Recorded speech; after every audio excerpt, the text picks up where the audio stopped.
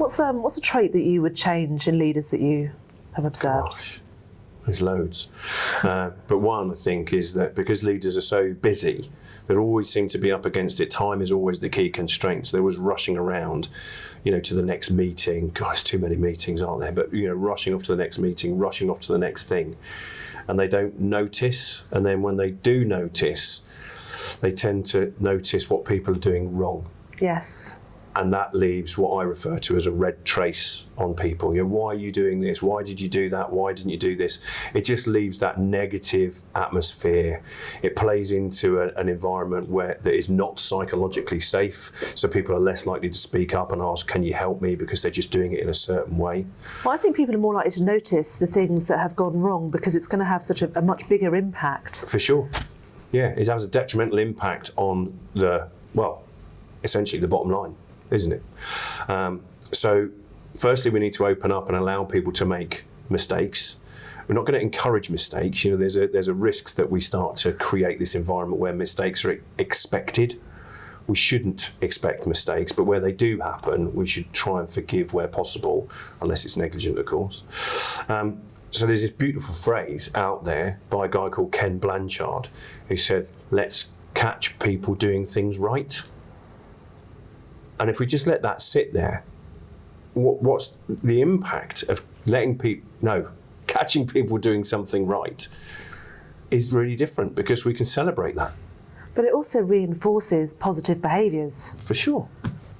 So the opposite of a red trace is a green trace, a positive behaviour trait that's been left behind. All those green traces. And what happens there is that you're almost celebrating what you've seen. I mean, if you think throughout your life to date, how many times has someone caught you doing the wrong thing or tried to catch people doing the wrong thing versus how many times people have said, you know what, Emily's done this, and isn't it fantastic, everybody? I mean, you're probably quite good at school, so I reckon you've probably had that a lot. Never had a detention. What? You haven't lived. It's true. I had one or two detentions over. Anyway, we're not here to discuss that. This isn't about me. Let's catch people doing the right thing and celebrate that. It doesn't have to be big, but when we notice people doing things right, rather than saying, well done, we need to back it up with a bit of evidence.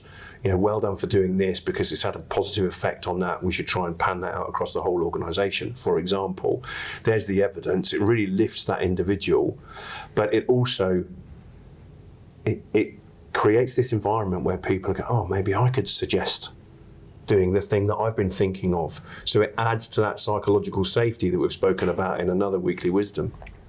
We actually do an exercise in our monthly meetings where everybody in the group has to fill another person's bucket, which sounds very similar to what you're saying. And the bucket filling, they have to essentially identify something that somebody has done really well or done right in the organisation, and then give context to that within the team meeting. It just lifts So we everyone. call it filling buckets. Love it. Whatever you call it. Filling bucket. I love filling buckets. It gives it a quirky title, therefore it's more memorable. So let's fill one another's buckets.